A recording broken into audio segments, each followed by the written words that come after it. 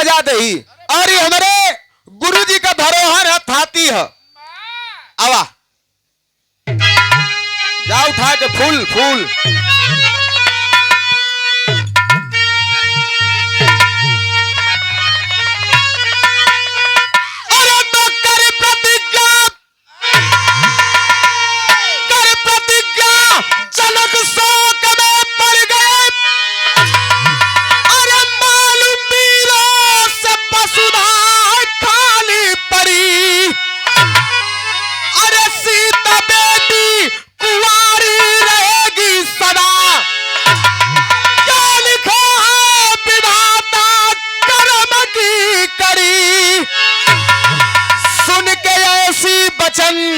बोले क्रोधित लखन, अरे जो कि रघुबर आज्ञा को पाऊं अभी, तोड़ कर कांच घट के समान धरूं, सारे ब्रह्मांड को मैं उठाऊं अभी।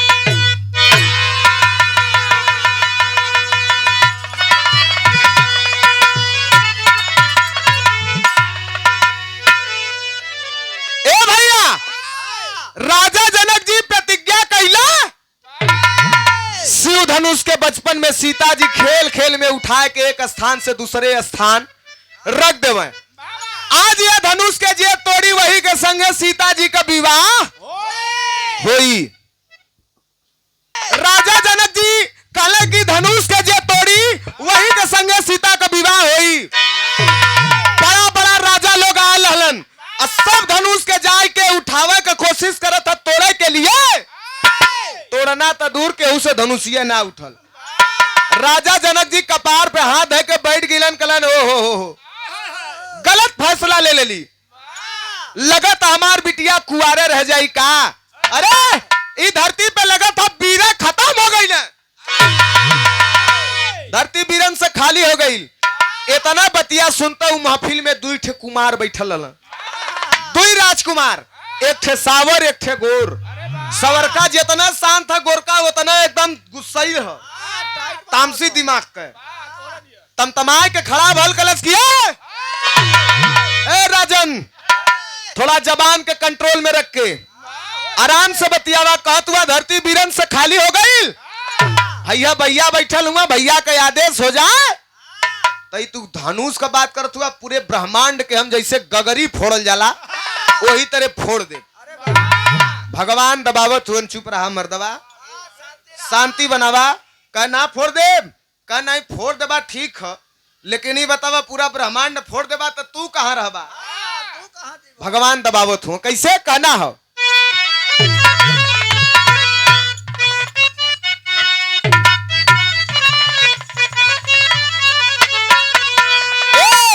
तो राम फेरे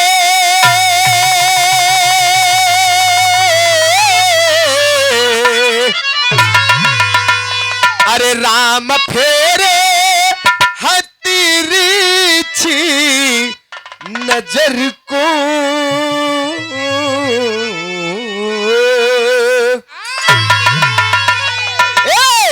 कि राम फेरे हतिरीछी नजर को, मौन भाई लखन हो गए हैं मौन भाई लखन।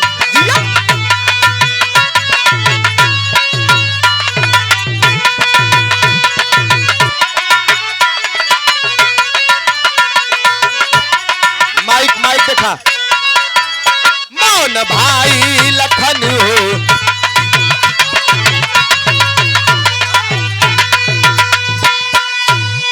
अरे तो राम फेरे तिरछी नजर को,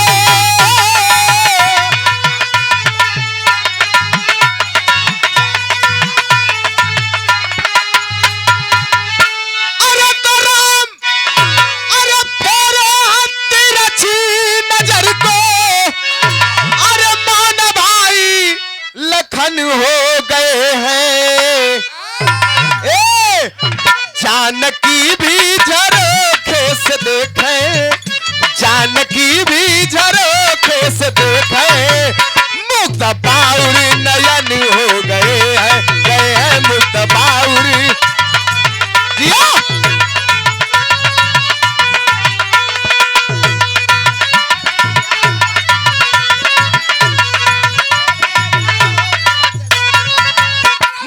बाउर नयन।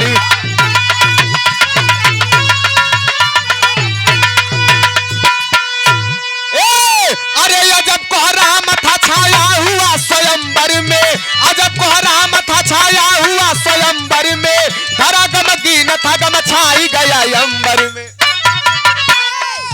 किसी की हस्ती नहीं जो कि प्रण को पूरा करे, किसी की हस्ती नहीं जो कि प्रण को पूरी करे, तोड़कर धनुषा कष्ट जनक जी का दूर करे।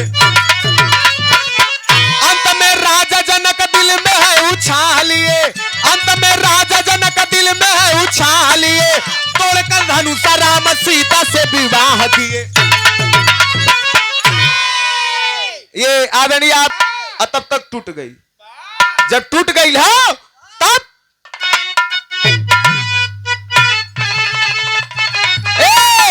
अरे तो कामना पूर्ण सबकी हुई है।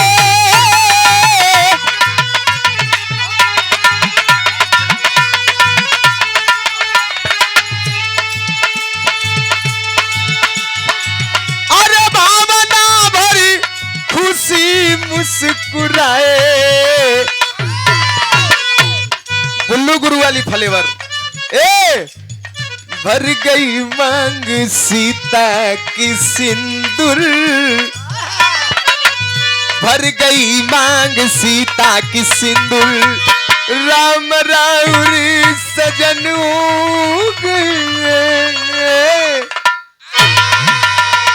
भगवान राम और सीता जी का विवाह भयल, और जब विवाह हो गयल तो हर रस्म पूरा हो गयल।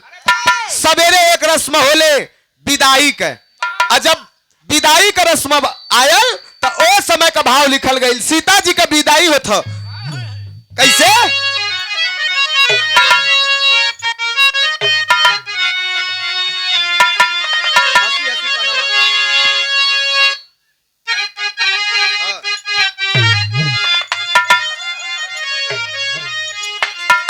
छोड़ दे था तो हर बेस छोड़ा पकड़ा था। हेलो ठीक चालू हो गया। देखा सुना मोहम्मदपुर से लोग आल हुवन, लोग बैठल हुवन, तो जवन काम रहे ओरिजिनल रहे तनिक एक पत्ती कम रहे चली, लेकिन देसी में डालडा का मेझरा न रहे। का चचा? हाँ एकदम आवा।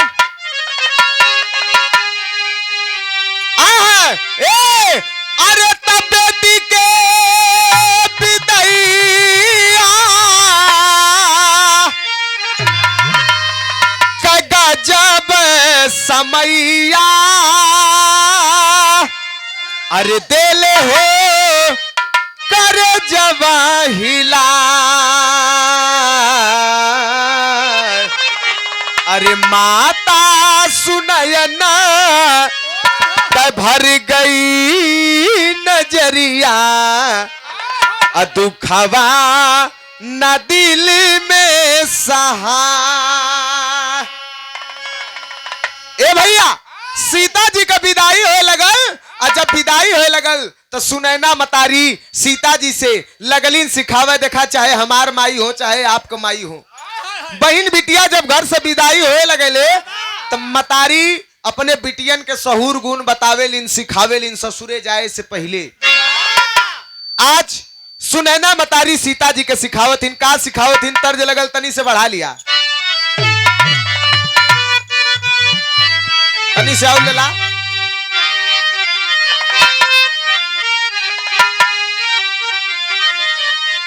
तर्ज है अरे उखिया में खेललू रहरिया में खेललू, भुलाई गईलू ना हो भुलाई गईलू ना, अब बौरहवा कसुदिया भुलाई गईलू ना। आओ लेला चाचा।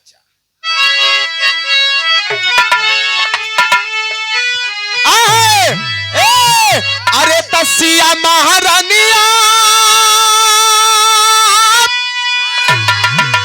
अरे तसिया महारानिया के सगरी बदनिया सजाई गई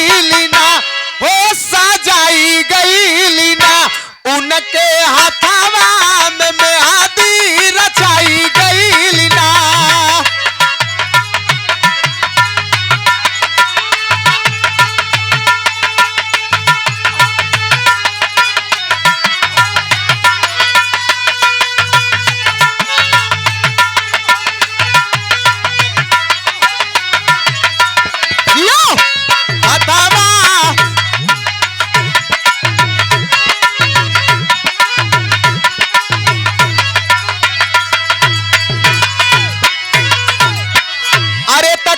ससुरवा में सब करिया दरवा बताई गई ना। अढोइया नैहरे कलजिया सिखाई गईली। ए भैया माई सिखावे लगलिन की बिटिया ससुरे जात हूं तो ससुरे जा, लेकिन ससुरे में कौनो ऐसन काम मत करिया कि नैहरे का बुराई हो।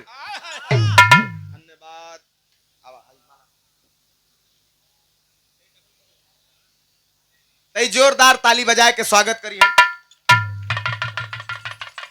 तई जोरदार ताली बजाए के स्वागत करें आप लोग। होनहार बीरवान के होत चिकने पात, तो गुरु घराने का लड़का हुआ तो उसे ले ना सके। अच्छा की बिटिया देखा लड़की के सिर पे दुई खानदान के दुई इज्जत, दुई परिवार के इज्जत का पगड़ी होले, नैहर और ससुरार। तो कौनो ऐसा काम मत करिया कि ससुरार से शिकायत आवे कि मारा नैहरवा वाले कुछ सिखौले ना हुआ। माई सिखाए के विदाई कर देलिन, और जब विदाई कैलिन तब तेरी में कहना है। ए राजवंश सच्चा यहाँ बैठा, देख देख गाँव तू कैसे बैठा बैठ गईला। हाँ सही है। ए अरे तो दुल्हनिया बन के अइली जानकी,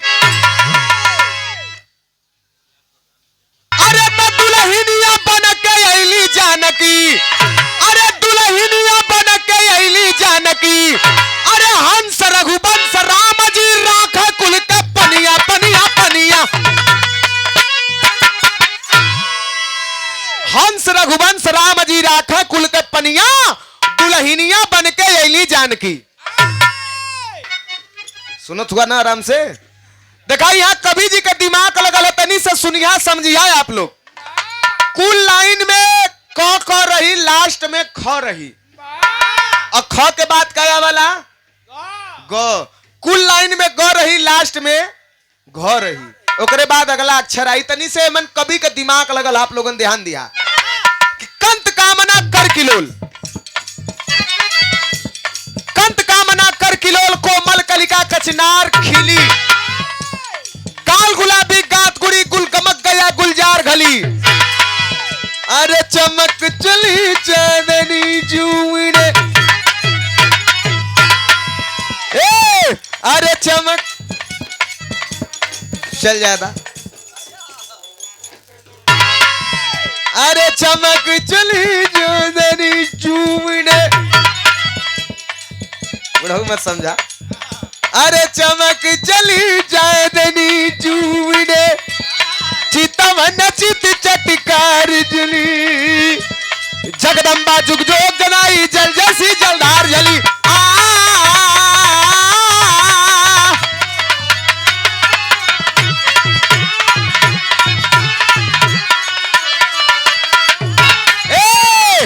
ए बुल्लू गुरु वाली लहजा, बुल्लू गुरु बड़ा लहाई क्या कहा है? ए भैया कहा है? अरे जिया मत नाच ना हमारी गुजरिया, अरे मैं तो गुरी मुरी गुजरे उमरिया।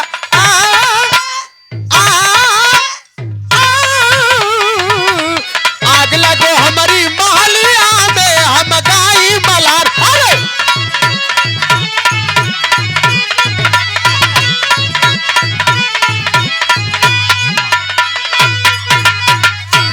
अरे सीता जी आ गईलिन अपने ससुराल में, और जब ससुराल में आयल हैं तो तीन मतारी हैं। के कौशल्या जी, सुमित्रा जी और केकई जी। तीनों मतारी आपस में राय विचार करत हिन कि पहले पतोह के मुंह देखी के। केकई कहली कि हम राम के ढेर मानी ला, पहले हम जा। कह ठीक है जा, तो से के लगी जा, तो कहना हो का पैसा ले ला चाचा, पैसा और सरक जा।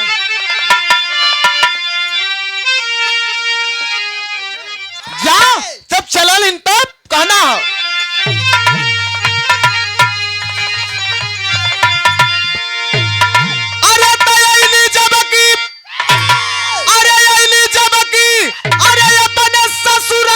सीतारानी हो, अरे तक कहा के कई भर जाले नजरिया सीतारानी हो।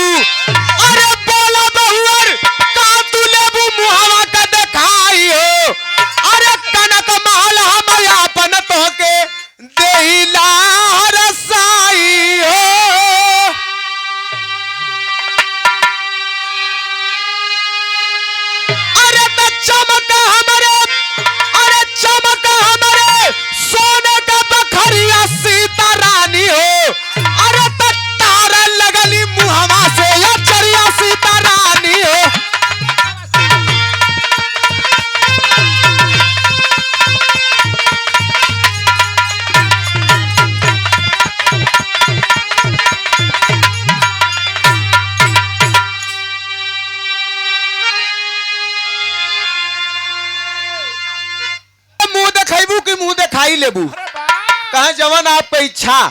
माई कहली कि पहले मुंह में दिखावा, घूंघट उठाए के जब चेहरा देखलीन तो कलीन कि आय हाय हाय हाय, साक्षात लक्ष्मी हमारे घर में आ गई, अंगना अजोर हो गया। ए बिटिया जैसा तुम्हारी चेहरा चमकत हो वैसा ही चमचमात चीज हमारा पास हो। कनक महल, कनक महल हम तो के मुंह दिखाई देत हई।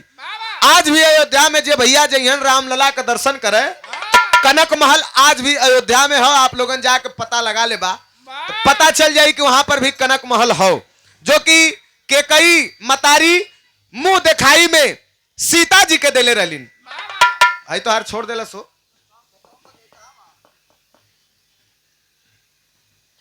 हालो हालो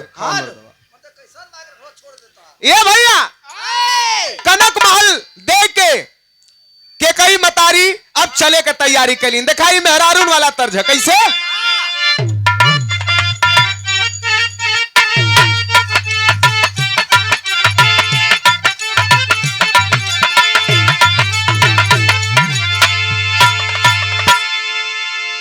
काहे रोक देला लोगन।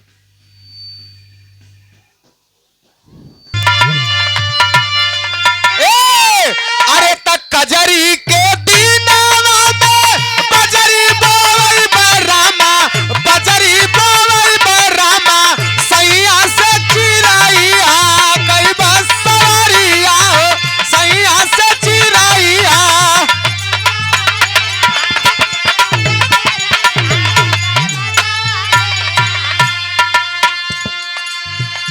ए सीता जी धारा ताबा सासू के पौआ रामा, सासू के पौआ हो, माथे या चारा वाला गाई सवारिया हो, माथे या चारा वाला।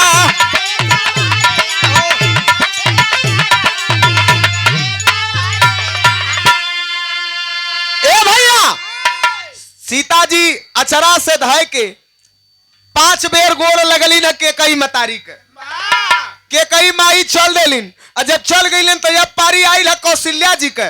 कौशल्या जी चलल हइन तो दिखाई मेहरारून का गीत हो। ऐसे तो मरद कोनो काम करलन राजवंश सच्चा बड़ा रोवलन।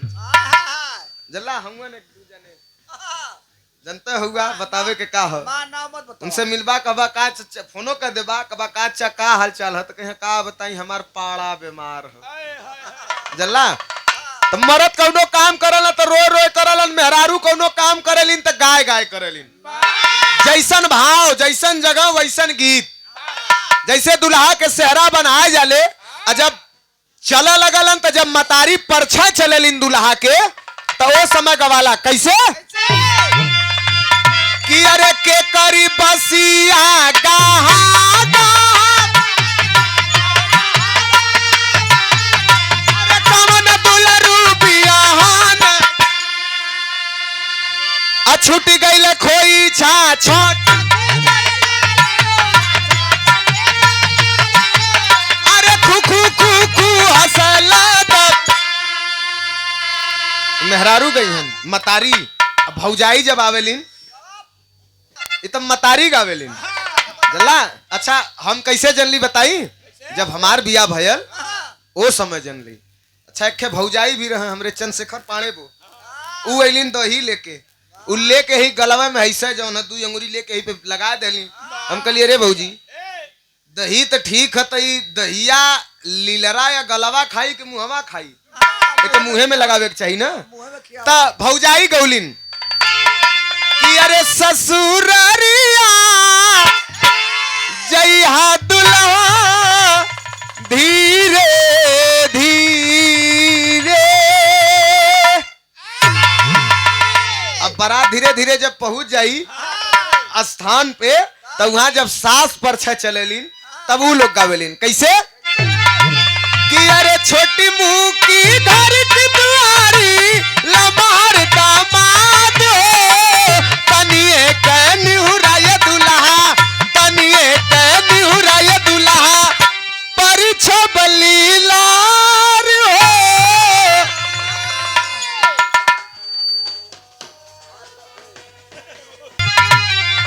ये गई है कि अरे खतयाई गयो अरे खतयाई गयो सारा बनारस से खत आई गयो।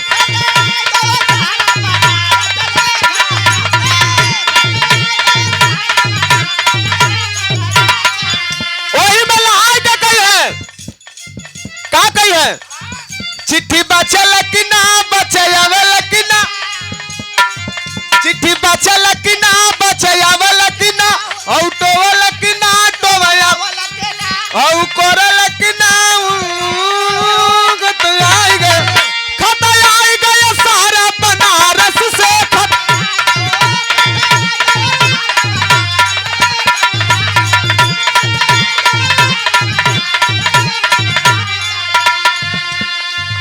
अच्छा तो ई कुल मेहरारू तो गाड़ी गईबे करेलिन वही में तले पुरनकी गोल रहेले पुरनकी गोल आई तो कही कि हट हट हट पैसा वैसा मिलत नहीं है हमें गावे दे तो कही तू का गईबू कहे सुन हम गावत है तो तनी से लहा दिया देखा अगर ये महफिल में हुई है तो हमके क्षमा करिया हम ना गाइला मेहरारू लोग गावेलिन अपन मेहरारू से समझ गई है कि अरे हमारे दुल्हा के अरे हमारे दुल्हा के मुँह बड़ा सुंदर अगुआ चुचुन्नूर हो। एक दिन चचा बिहार में बिरहा रहल वहरा के एक गायिका रहनी हाँ वो हमारा पे लहावे लगलिन जब वो हमारे पे लहौलिन तो हम कहली कि सुना हमरे पूर्वज हमरे गुरु महाराज लोगन का इतना गावल गीत है कि तो पाए जेबू हमके नया ना गावे के हम कली ला देकर तो के हम तो टुकड़ा में जोड़ देते तो उनके हम टुकड़ा में देहली जवाब कहली कि अरे देखा देखा बरतिहन के अरे अइला सानी न हो अरे यहर तू अपने पे मत लिहा तो है ना कहत है उन्हें हम बतावत है चचा से कहे कि अरे देखा देखा बरतिहन के अरे अइला सानी न हो यार गवैया का चमकत बापानी गाई का तक्कानी न हो। बता देली है उनके जवाब देले रही है यहाँ का बात नहीं है यहाँ तो देखा क्या गोरे गोरे मुखड़े पे क्या सुंदर सुंदर नूर है एतबार है ए भैया लेकिन भाई हो कौशल्या जी आयल हैं कैसे अरे तो बोली कौशल्या जी मधुरी बचनिया सुना हो सियारनिया होना। कौशल्या माई आए के कहलिन कि ये बिटिया हमरे लगे कनक महल रुपया पैसा नहीं है, हम का दे ही कह माई आशीर्वादवे काफी है। तब तक माई एक काम कैली, अरे माता श्री राम जी के पजरा बोलवली, राम सीता जी के हाथवा मिलवली।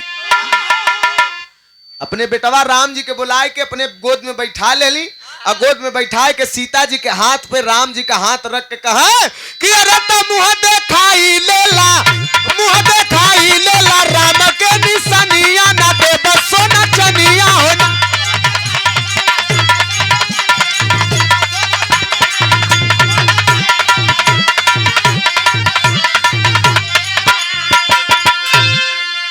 कौशल्या माई मुंह दिखाई में मर्यादा पुरुषोत्तम श्री रामचंद्र जी के दे देलन। अब कौशल्या जी के तुरंत पैर पड़ लेलिन सीता जी। अब पारी आइल है सुमित्रा जी के। जब सुमित्रा जी के पारी आइल है तो सोचत हइन कि हम का दही कि हमार नाव तनी बेसी हो जाए। का कैलिन आला में कहना है,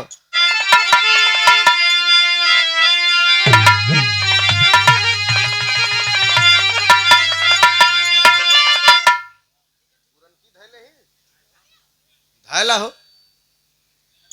धारा पूरन की नहीं नहीं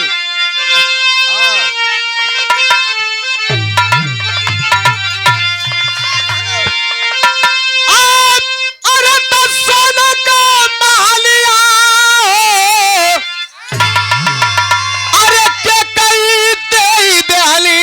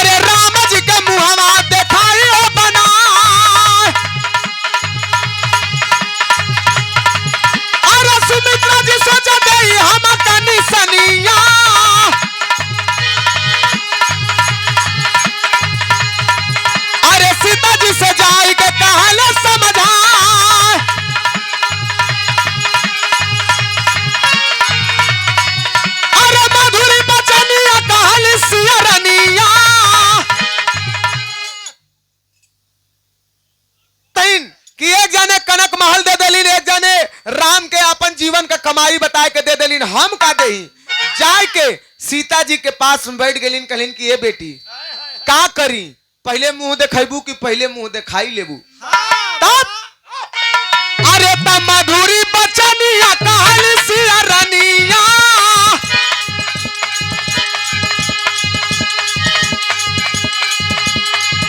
अरे जवन कर दुनिया हो वो करया,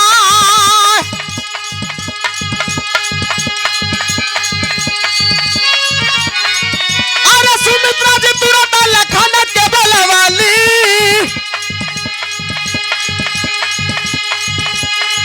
अरे गोदिया में अपने रखली बैठा,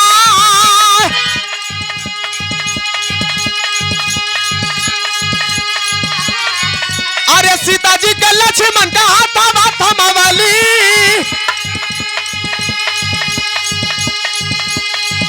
अरे इनका जी न जाना ये राम जी का भाई,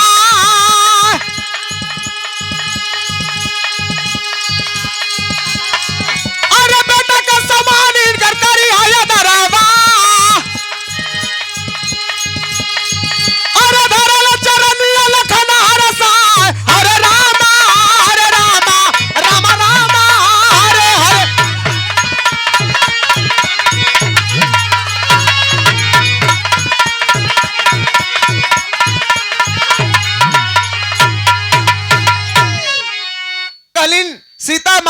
कहलीन कि ये माई जवन दुनिया करेला उहे तहू कहला।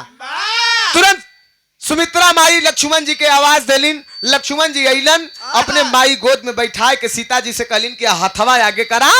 जब हाथ आगे कलिन सीता जी, तो यही हाथ पे लक्ष्मण जी का हाथ रख के कहे कि सुना, आज से और अब्बे से इन लक्ष्मण के अपन देवर और राम को भाई मत जाना।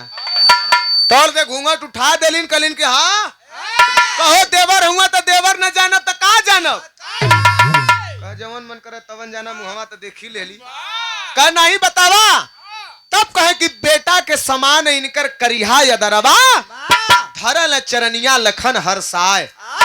आ जाए और अभी इसी वक्त अपना पुत्र मैं लक्ष्मण को आपको मैं सौंप देती हूँ। ये समझ ला तो गोद दे देली। आज से लक्ष्मण तोहार बेटवा हुन, तो इनकर मतारी हूँ। मुंह दिखाई में हमरे बेटवे के लेला, हमरे लगे और कुछ ना हो, हमार थाती हमार बेटवे है। इतना सुनते लक्ष्मण जी जाए के धधाए के सीता माई के पैर में लिपट गईलन। आए है तब कहना दिखाई है, गाना का निचोड़ हो का।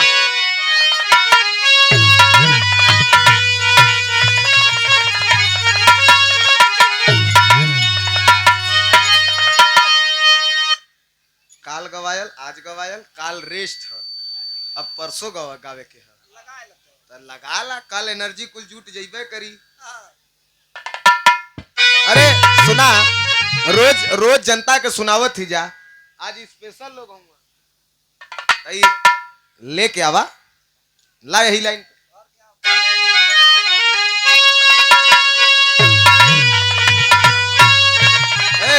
हम मजाक ना करती, सही में बढ़ावा बढ़ा ला मालिक।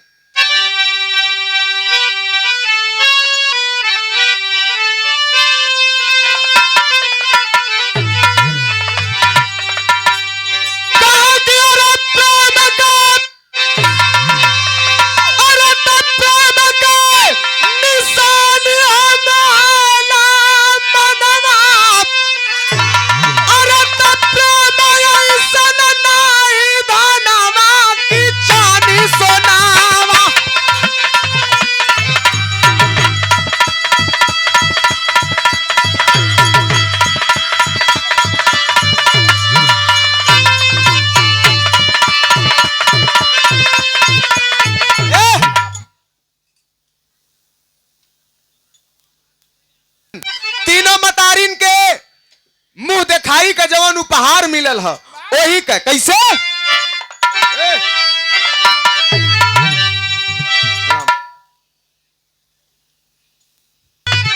लगाना जरूरी रहला चच्चा। बिहाने लोगन 800 रुपया चाहिए ऐसे रियाज ला। ए भैया आवा। अरे कनक महल के कही दिया पर प्रेम नहीं दे पाई।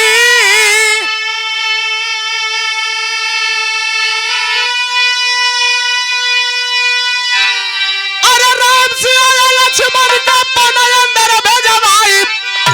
कबीर था हो गई ला भवनवा जानी सोनवा के कई कनक महल देहली जरूर लेकिन ओकर सुख लेवे ना देहली। जब सुख लेवे का समय आयल तो राल मचाए के राजा से वरदान मांग देहलिन कि भरत को राजगद्दी, राम को 14 बरस का वनवास। राम जी वनवास के लिए निकल गए लेकिन माता सीता जी और लक्ष्मण जी अपने स्वेच्छा से भगवान के साथ में निकल पड़ल रहलन। का सुख लेवे ना देलिन लेकिन राम जी सीता माई के साथे रहलन लेकिन सुमित्रा माई के जो उपहार रहलन लक्ष्मण जी वो कैसे रहलन। अरे मिले लखन प्रेम तुल्य सीता को मुंह दिखाई। हवाया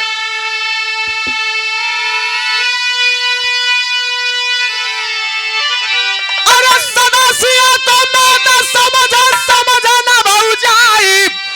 अरे तज्जा के लागल सकति बनवा ओ जानी सोना।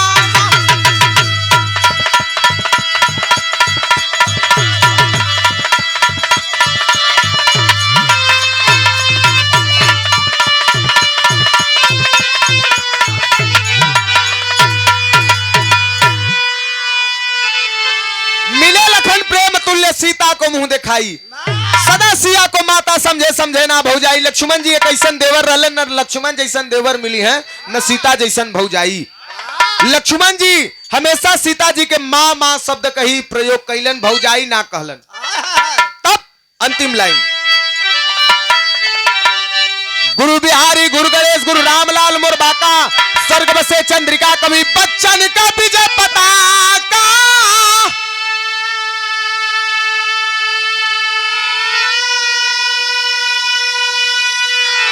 अरे दुल्हनिया बन के अली जान